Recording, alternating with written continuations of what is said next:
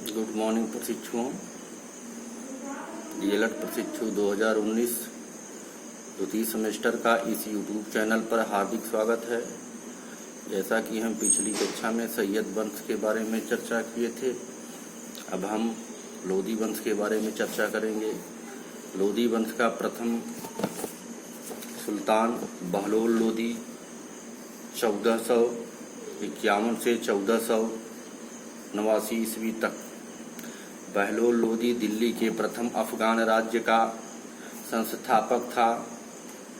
वह अफगानिस्तान के गिलजाई कबीले की महत्वपूर्ण शाखा साहुखेल में पैदा हुआ था।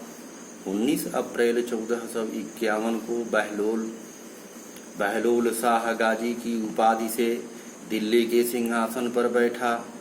अपने राज्याभिषेक के उपरांत सुल्तान ने संभल, कोल, इटावा, रपरी, भोगांव एवं मेवात पर आक्रमण कर उसको अपने अधीन करने में सफल हुआ।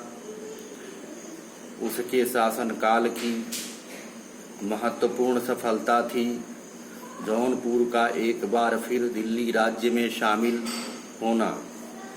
जौनपुर पर अधिकार को लेकर बहलोल लोदी एवं जौनपुर के सरकी सुल्तानों से लंबा संघर्ष हुआ। अंततः सफलता बहलोल लोदी को ही मिली। ग्वालियर पर किया गया आक्रमण सुल्तान का अंतिम विजय अभियान था। वहां के शासक मान सिंह ने बहलोल को 80 लाख टके दिए। ग्वालियर अभियान से वापस आते समय बहलोल बीमार पड़ गया। अंततः जलाली के समीप जुलाई 1489 में उसकी मृत्यु हो गई।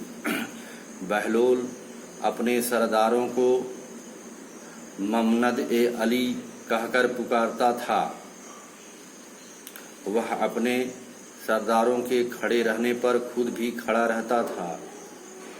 बहलोल लोदी ने बहलोल सिक्के का प्रचलन करवाया।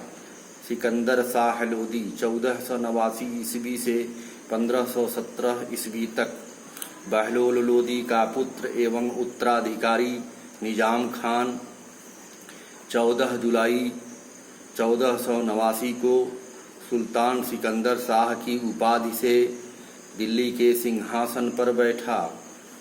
वह स्वर्णकार हिंदू मां की संतान था। सिंहासन पर बैठने के उपरांत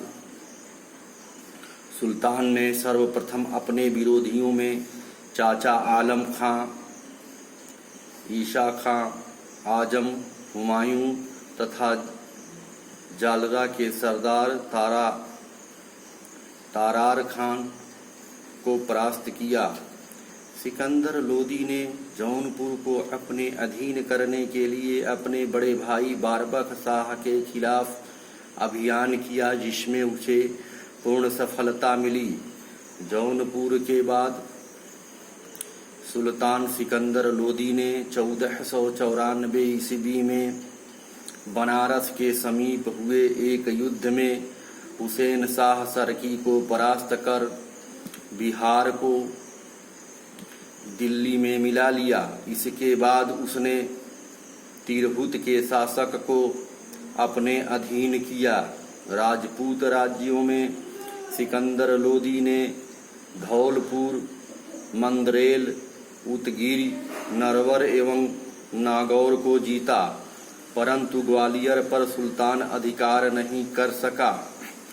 1504 ईस्वी में सिकंदर लोदी ने आगरा नगर की नींव डाली। सिकंदर शाह ने भूमि के लिए एक प्रामाणिक पैमाना गजे सिकंदरी का प्रचलन कराया। धार्मिक दृष्टि से सिकंदर लोदी असहिष्णु था। उसने हिंदू मंदिरों को तोड़कर वहां पर मस्जिद का निर्माण करवाया।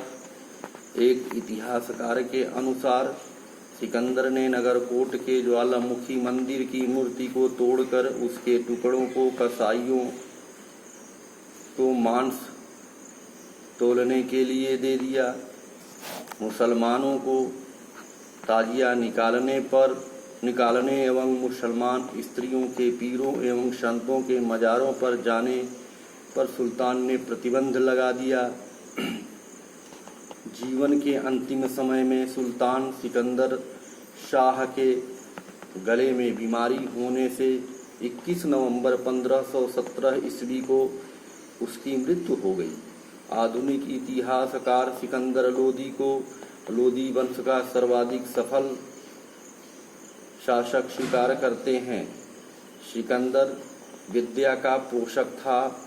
उसके आदेश पर संस्कृत के एक आयुर्वेद ग्रंथ का फारसी में फहरंगे सिकंदरी के नाम से अनुवाद हुआ। उसका उपनाम गलरुखी था। इसी उपनाम से वह कविताएं लिखा करता था।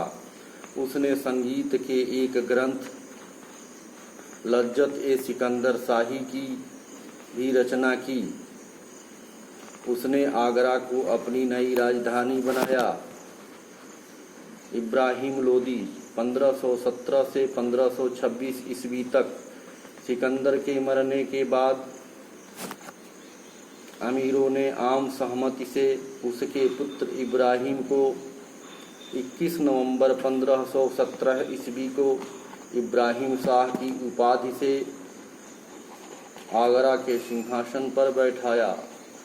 सिंहासन पर बैठने के उपरांत इब्राहिम ने आजम हुमायूं शेरवानी को ग्वालियर पर आक्रमण करने हेतु भेजा। वहां के तत्कालीन शासक विक्रमाजीत सिंह ने इब्राहिम की अधीनता स्वीकार कर ली। मेवाड़ के शासक राणा सांगा के विरुद्ध इब्राहिम का अभियान असफल रहा। राणा सांगा ने चंदेरी पर अधिकार कर लिया। इब्राहिम के भाई जलाल खान ने जौनपुर को अपने अधिकार में ले लिया। उसने कालपी में जलालुद्दीन की उपाधि के साथ अपना राज्याभिषेक करवाया। इब्राहिम लोदी ने लोहानी, फारमूली एवं लोदी जातियों के दमन का पूर्ण प्रयास किया, जिससे शक्तिशाली सरदार असंतुष्ट हो गए। असंतुष्ट सरदारों में पंजाब का शासक दौलत खान लोदी एवं इब्राहिम लोदी के चाचा आलम खां ने काबुल के तैमूर वंशी शासक बाबर को भारत पर आक्रमण के लिए निमंत्रण दिया।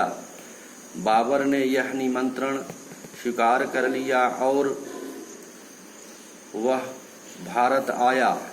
21 अप्रैल 1526 ईस्वी को पानीपत के मैदान में इब्राहिम लोदी और बाबर के मध्य हुआ भयानक संघर्ष में लोदी की बुरी तरह से हार हुई। अंततः उसकी हत्या कर दी गई। इब्राहिम की मृत्यु के साथ दिल्ली सल्तनत काल समाप्त हो गया।